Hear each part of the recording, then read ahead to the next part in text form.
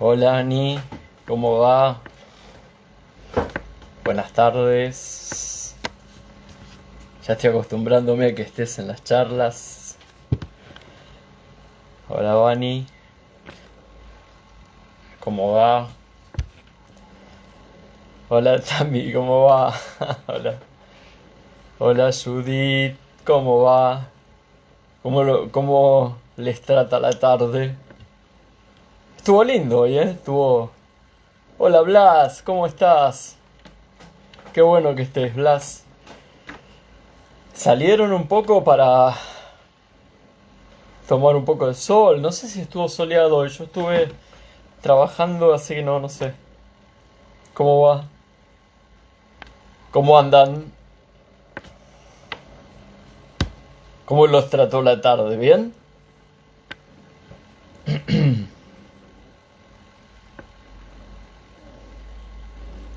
Les quiero comentar que... Bien, bueno, me alegro. Les quiero comentar que si en algún momento se ralentiza, avisen, sí. La otra vez en la charla con Carlos Iñón fue medio accidentada, tuvimos que... Seguíamos hablando y ni nos dimos cuenta que ya estábamos dados de baja. Ayer saliste un rato, qué bueno. Qué bueno, sí, yo en la semana tomé un poco de sol, un día que no estuve de guardia, así que me vino bien. Sí, sí, sí, ya estaba necesitando el sol. Bueno, me alegro, me alegro. Hola Pablo, ¿están enganchándose con alguna serie, con alguna peli, con algo? Porque además quienes cursan están de vacaciones.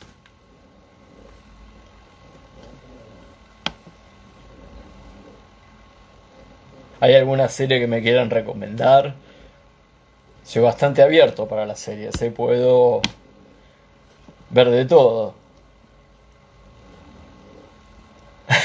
Hola Titani, ¿cómo va? Ah, sí, la tengo para ver esa. ¿Qué tal, Pablo?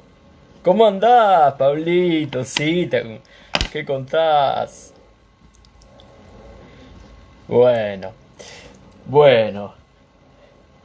Bates Motel la vi, sí, sí, sí. ¿Y vos viste las de Hitchcock, Psicosis, Pablito? Sí, Black Mirror, por supuesto.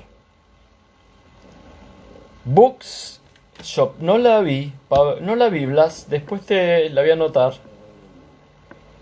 Pablo, mirá las de Hitchcock, Psicosis, si podés ver las originales mejor, porque son las que dan lugar a la peli. Están muy buenas, después están las remakes. ¿Mm? Hola Penny, ¿cómo andás, Penny? Bueno, si les parece, empecemos porque puede que hoy no nos alcance mucho el tiempo.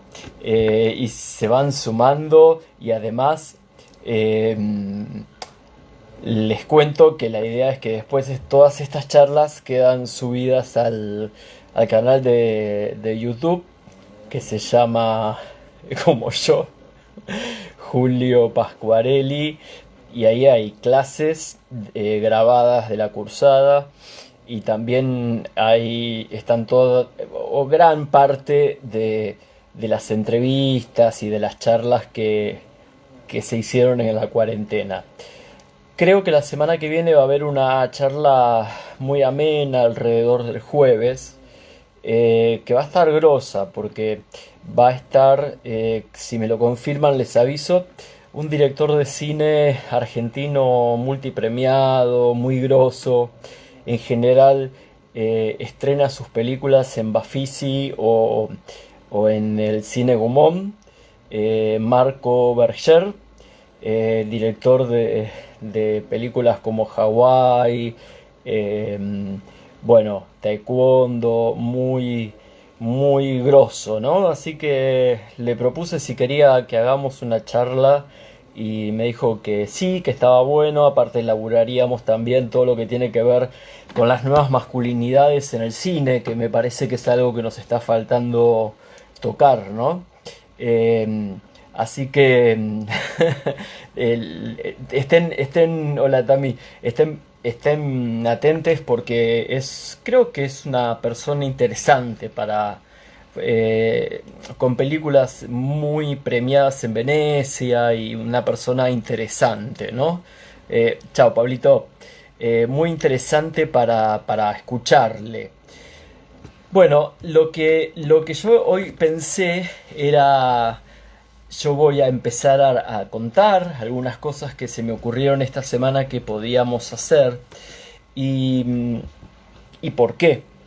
Y a medida que las voy contando, si ustedes quieren ir haciendo aportes, si quieren ir preguntando, saben que las charlas de nuevas masculinidades no excluyen a mujeres, ni a trans, ni son abiertas para todos, ¿sí? Y una de las cosas que yo decidí era como, a ver, poder encontrar poder encontrar algo práctico, ¿no? Es decir, en el sentido de hacer teoría, tener teoría, pero poder empezar a trabajar con 4 puntos. 4 puntos cotidianos en los que todos generalmente nos podemos sentir identificados en lo cotidiano. Y si no somos nosotros, puede ser algún amigue, familiar. Podemos tener uno, podemos tener dos, tres y hasta los 4. A lo mejor cuando los escuchamos los reconocemos, a lo mejor no, capaz que después de un tiempo sí. También puede darse de distinta manera, no tienen que ser igual a los ejemplos que yo estoy dando, pueden ser de otra manera. Y me parece que está bueno que esto se pueda como ya sea pensar en soledad o pensar en pareja, si es que están en pareja, sea con alguien de igual sexo, de distinto sexo, porque a veces hay que pensar que el patriarcado lamentablemente atraviesa todas las relaciones. A veces dentro de las parejas homosexuales también hay atravesamientos del patriarcado. Hola Flavio querido, te quiero mucho y quiero que hagamos una charla y termina esta y vamos a pensarla. A veces no pensemos que solamente en la heterosexualidad hay atravesamientos del patriarcado. El patriarcado puede atravesar también a la homosexualidad, a la transexualidad, en infinidad, Aldu, en infinidad de situaciones, ¿no? Y a veces atraviesa en situaciones menos esperadas, bajo la forma donde el poder toma, el patriarcado toma la forma que con Flavio habíamos hablado en alguna charla, que tiene que ver con los conceptos de activo y pasivo, que son los viejos poderes de poder, ¿no? De sometido y sometedor también, ¿no? Entonces por eso me parece que está bueno en esta charla pensar en los vínculos.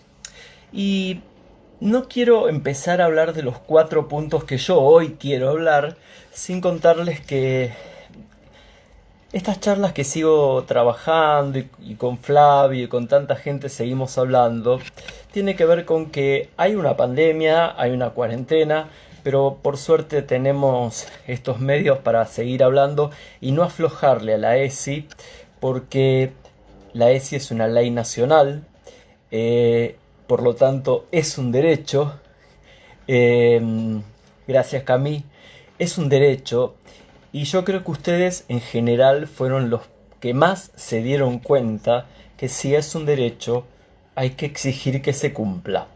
Porque si no exigimos que se cumpla, estamos del lado de la buena voluntad de quien quiera cumplirlo.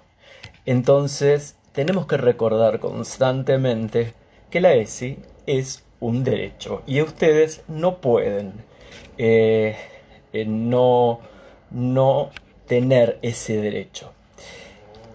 Quería comentarles que pensé que hay muchos, ¿eh? Pero hay cuatro mandatos que el patriarcado, con su contenido machista, en general nos atraviesa y de distinta manera. Exacto, Flavio, te me estás adelantando. Te quiero mucho.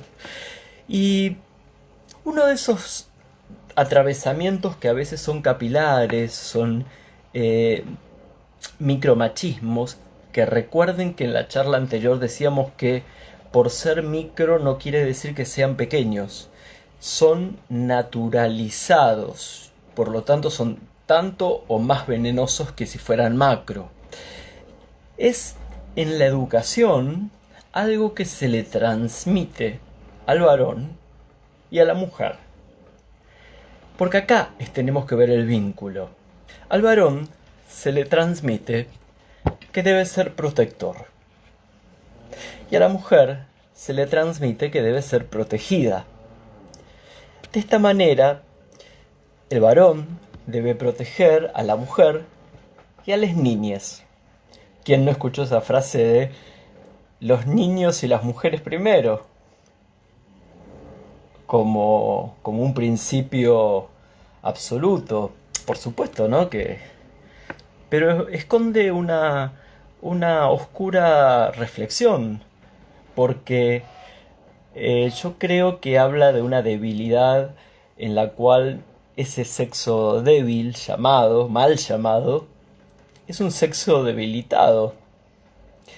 Y de ese modo vemos que en el deja que yo lo hago, te estoy cuidando, en esos abrazos que por momentos son abrazos imposibilitantes de contención casi paralizantes que puede dar un varón, lo que está ejerciendo es una protección que termina transformándose en un control y celos. Esto se enseña a los varones y se enseña a las mujeres. Si no te cuida, si no te protege, si no te controla, no te quiere. Si no te cela, no te quiere. Por lo tanto, acá vamos a ver cómo estos mandatos patriarcales se enseña tanto al varón como a la mujer. Por eso, estos mandatos hay que charlarlos. Si es en una pareja heterosexual, con tu partener. Si es con tu pareja homosexual o trans, con quien sea, con la persona que no se entienda, que vos no puedas cuidar, pero también déjate cuidar. Cuídense ambes, porque en ese sentido el cuidado, bajo la máscara del cuidado, se esconde el control. Un segundo mandato, vamos a ver que después se empiezan a entrelazar. Un segundo mandato es el mandato de ser proveedor. El varón debe ser proveedor. El macho es el que paga. El macho es el que trabaja. El macho es el que gana más.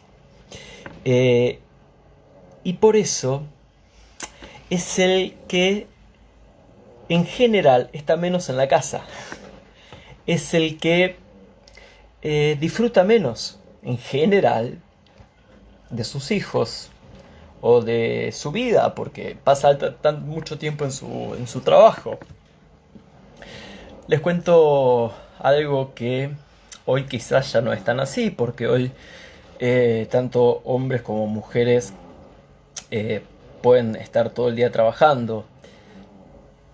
Pero Cuando una pareja heterosexual o homosexual o trans tienen hijes, en general, ¿quién falta al trabajo cuando su hija está enferme? El cuerpo gestante. La madre, en general, es quien pide el día. ¿Y por qué? Se parte de la idea que el padre no va a poder cuidar a su hijo. Esto es un error. Quizás a lo mejor en los primeros días, si es un cuerpo gestante que tiene que amamantar o tiene que estar, no sé, a lo mejor en un vínculo de más apego, pero damos por sentado que la madre es quien sabe. Y en eso lo damos por sentado. Y me parece que ahí es donde tenemos que empezar a pensar que habrá que turnarse y cuando un hijo se enferma, alguna vez deberá faltar el padre y alguna vez deberá faltar la madre, si es que están. O padre y padre o madre y madre. Y en ese sentido, me parece que hay cosas que no las pensamos, porque las tenemos arraigadas, las tenemos naturalizadas, no porque no lo hayamos pensado antes. Nos han enseñado esto. Y estas son las pequeñas cosas que como seres humanos debemos empezar a deconstruir. Pero en estas tenemos que estar juntos. Hombres, mujeres, trans, todes. Son estas cuestiones que hay que desconstruir. De hecho, les quería contar que la mayoría de quienes me están escuchando son muchísimo más jóvenes que yo. Yo recuerdo perfectamente que en el 2001, cuando fue la gran crisis, ¿no?, económica, y cuando hubo ese gran despelote de falta de laburo, y me acuerdo la cantidad de suicidios que hubo por falta de trabajo, de varones, que muchas veces cuando alguien tomaba el tren se retrasaba porque mucha gente se tiraba al tren. Y acá está la contrapartida, ¿no? El sufrimiento que conlleva vivir en los paradigmas del patriarcado. Eran los varones que no podían sostener ser jefes de familia. Y no podían sostener que sus mujeres salieran a trabajar. Esto para muchos a lo mejor no lo pueden creer porque es hace 19 años, pero sí, esto pasaba. ¿Sabés qué pienso? A los micromachismos como una marica de mano que sean los varones para intentar, por ejemplo, el dominio sobre la mujer. Claro, sí, lo que pasa es que en los sistemas de opresión, ¿sí?, como Hegel hablaba del amo y el esclavo, obviamente que en los sistemas de opresión uno es el que sufre más. Y yo hoy tomé estos cuatro que a veces vemos cómo sufren los dos. Obviamente que también tenemos que pensar que en estos hay algunos que se les va la vida. A la mujer se le va la vida en estos sistemas de opresión, ¿sí? No puedo pensar que están en igualdad de condiciones. Estoy tomando aquellos que pueden llegar a ser pensados y que pueden llegar a los otros que van al femicidio o que van al maltrato. Esos no los puedo pensar de esta manera que los que estoy trabajándolo ahora, porque no podría intelectualizarlo desde este lugar. Tendría que irme más hacia Rita Segato y pensar en el mandato de masculinidad, ¿no?, en esta cuestión de demostración. Claro, que ahora vamos a verlo igual. Entonces, bueno, en el 2001 pasó algo muy interesante. En el 2001 pasó esto de estos suicidios de varones que no podían mirar a su mujer trabajar y ellos estar sin laburo. Había algo de la masculinidad, porque además quienes no habían logrado el suicidio contaban, yo me acuerdo que estaba trabajando en un servicio de guardia, y contaban que previo a las ideas suicidas o al acto suicida habían tenido otros síntomas, además de la depresión, como por ejemplo disfunciones sexuales, ¿no? Es decir, esta cosa fálica de no poder tener una erección, de tener una eyaculación, o esto de la masculinidad, como diría la Bersuit, al palo, ¿no? Pero porque está el poder puesto ahí. Es decir, uno tiene que pensar que hoy por hoy tenemos que estar pensando que acá hay una distribución del poder que viene de hace siglos, que la tenemos que repensar. Eh, claro, claro,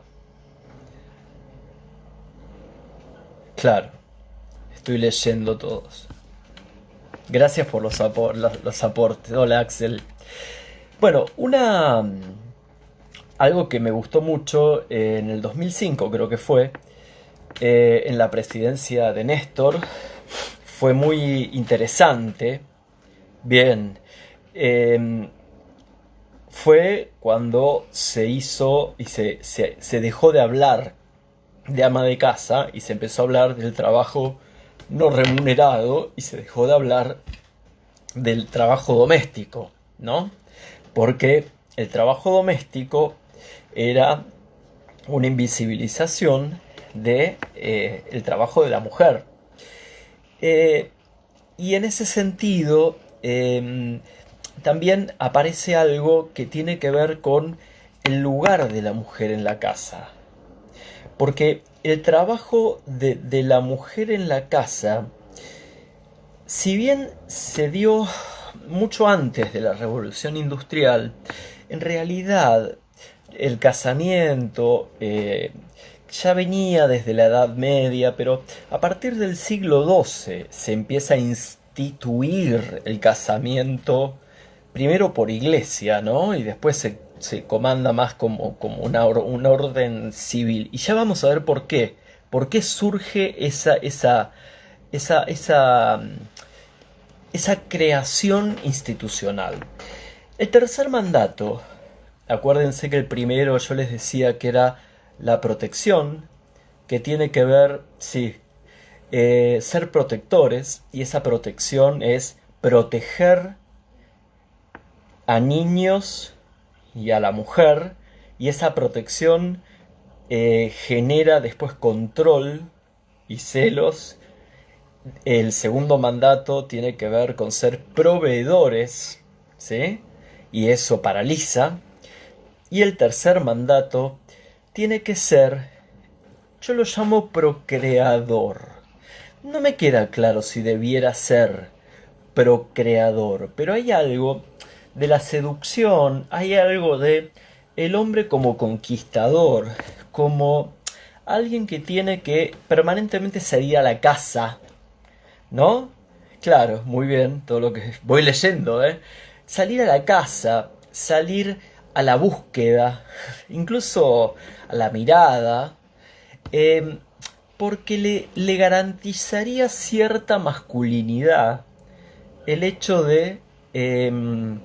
exacto, Carlos, potencia, el hecho de reafirmar constantemente su virilidad. Claro, sí, productor, apropiarse de distintos logros, claro.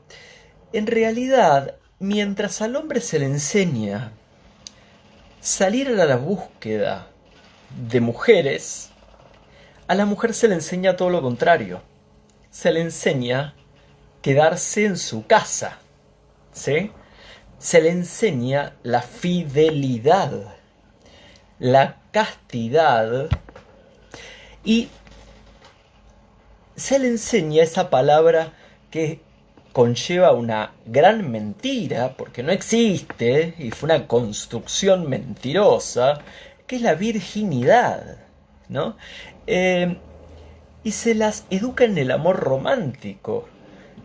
Eh, y en realidad tiene que ver con que, especialmente, en la época industrial, cuando, cuando el varón necesita de la mano de obra, necesitaba la reproducción. Necesitaba la reproducción y por eso necesitaba la privatización de la mujer y la privatización de sus hijos. A sus hijos los podía privatizar colocándole su apellido. A la mujer la privatizaba encerrándola en su casa, simbólicamente, pero con este simbolismo, ¿sí?, de la ama de casa, donde la mujer era la mujer de la casa y era la mujer privada, y la mujer pública era la prostituta. Entonces, de esta manera se hace una diferencia entre lo público y lo privado. La mujer privada era la señora de, y la mujer pública era la prostituta. Y de esa, claro, y cuidadora del patrimonio. La genética no estaba tan avanzada, de ese modo el varón se garantizaba que los hijos en general fueran de él. Y de esta manera la producción y la mano de obra se daba, ¿sí?, hacia este hombre, que de esa manera podía tener hijos con producción. Las novelas de la época, románticas, el amor romántico, instaban y también, claro, le daban letra a estas mujeres para que pudieran crear la historia de estas mujeres en ese estado, ¿no? Bueno, bastante tiempo después salió Casa de Muñeca de Ibsen, pero en general era ese estilo de novelas románticas donde la mujer quedaba en su casa, no podía salir. Y de ese modo, acá decía recién Dieguito, el Príncipe Azul también, esto conlleva un libro hermoso que leí hace unos años que yo creo que fue uno de los mejores libros que leí últimamente, que es La historia de los espejos, que ya eso fue en la Edad Media, ¿no? Que fue muy interesante la historia del espejo en la humanidad, Dieguito, que vos sabés que en realidad el espejo, cuando se crea especialmente en Venecia, eh,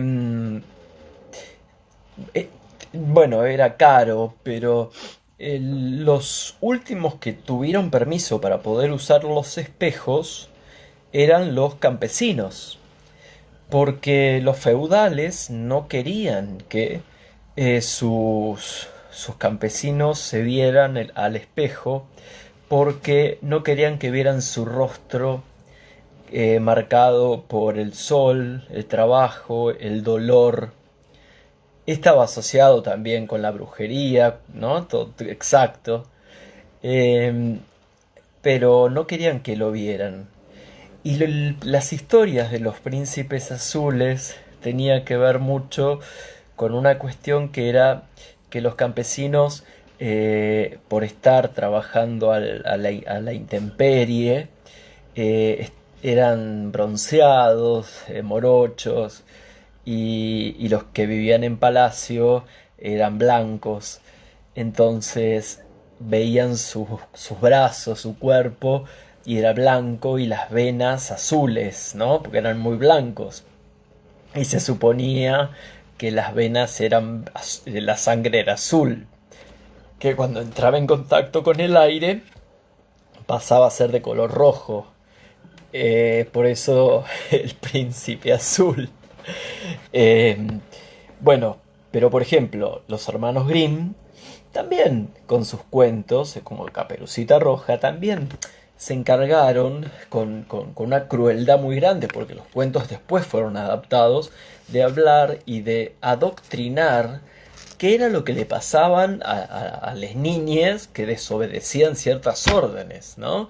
Había toda una confabulación en ese momento.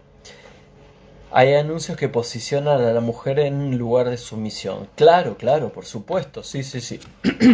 Eh, Obviamente que mientras la mujer estaba en la casa, los burdeles estaban llenos de hombres, ¿no? Porque para eso también en esto había cierta desigualdad. Vamos con el último mandato. El último mandato es el de la autosuficiencia. Eh, a los varones desde chicos nos enseñan que, a creer que podemos todo, ¿no? O en general, sí, que podemos todo. Digo, si hasta Mr. Músculo puede resolver todo porque es musculoso eh, y en general nos perdemos que nos cuiden, ¿no? Eh, yo lo veo mucho por ahí con mis chiques en la escuela, eh, chiques que asumen riesgos muy grandes, deportes de alto riesgo, consumos de drogas en niveles muy extremos sin haber probado primero en bajas dosis, eh, peleas a veces a la salida de los boliches por el hecho de pelear, ¿no? Eh, de situaciones donde se dan peleas como peleas de bandas, peleas de grupos, que se dieron siempre, porque en realidad no es de ahora, pero con un grado de demostración donde, bueno, lo que pasó este año con los rugby no es nuevo, digo, ha pasado siempre, donde, eh, claro, sí, sí, sí, y con Franco también. El tema de la, digamos, de la demostración de la virilidad a través de la violencia. Puedo ser violento y esa violencia me permite ser varón. Cuanto más violento soy más masculino. Y en este sentido me parece que se observa en todas las edades, pero me preocupa mucho a veces a mí en la adolescencia, ¿no? El hecho, claro, el hecho de esta, hola Isa, el hecho de esta de la, claro, claro, claro, Flavio, esta cuestión de la violencia como una necesidad eh, de marcar y de diferenciarme y de marcar mi fuerza y de mi virilidad y de mi forma de estar en la vida. Acá podemos trabajar claramente las situaciones de bullying, ¿no?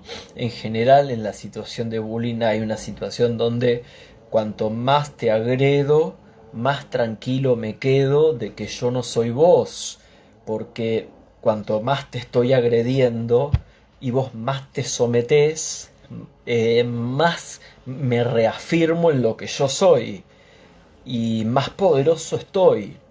Entonces, creo que todo esto que venimos charlando ya para terminar la charla de hoy, creo que viene como a dar cuenta de que estos cuatro mandatos de la masculinidad y estos cuatro mandatos del patriarcado tienen algo interesante, que los sacamos de esos otros que no podemos pensarlo vincularmente, como dije antes, pero son algunos que en algún punto podemos charlarlo con nuestras parejas y podemos llegar a acuerdos, ¿no? Y de repente decir, che, mirá, no caí a trompadas a fulanito, a sultanito cuando pasó esto, porque yo no necesito agredir a tal para demostrarte que te quiero. O eh, si se enferma alguno de nuestros hijos, ¿te parece que mañana faltes vos y después falto yo? Eh, y esto me parece que hay cosas que en la deconstrucción también implica que debemos de construir juntos algunos vínculos, ¿no? Eh, Porque a veces no necesariamente el otro puede entenderlo. Entonces, creo que hay algunas cuestiones muy puntuales que los varones debemos pensar, que debemos reflexionar, que debemos revisar y debemos absolutamente, si no podemos solos pedir ayuda. Y en otras que empezamos a darnos cuenta, hablar, hablar, quizás con nuestra pareja o con quien estemos, para que también podamos, porque siempre, esto que dice Isabel, ceder los privilegios no es fácil.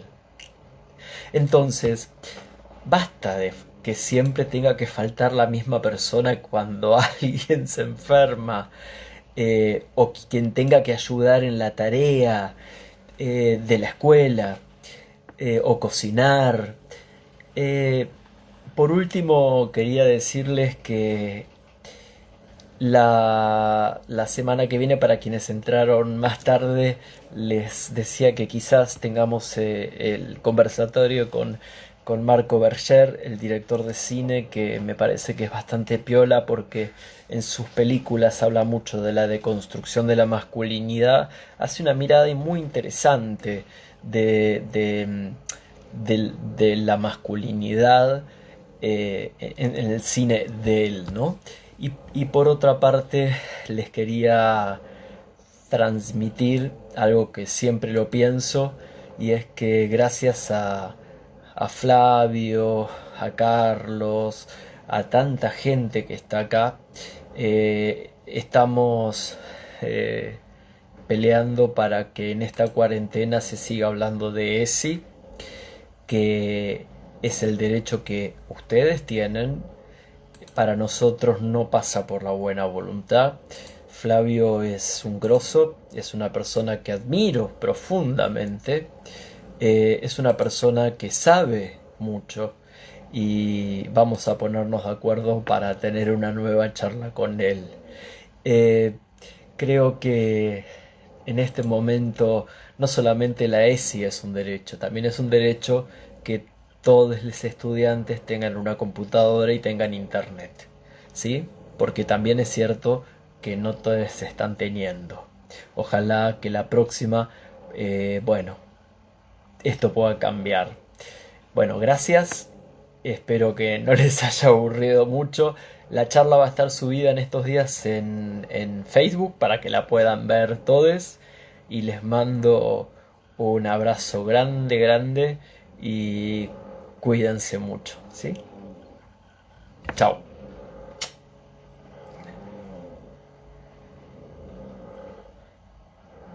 Bien, Flavio, bien. Bien.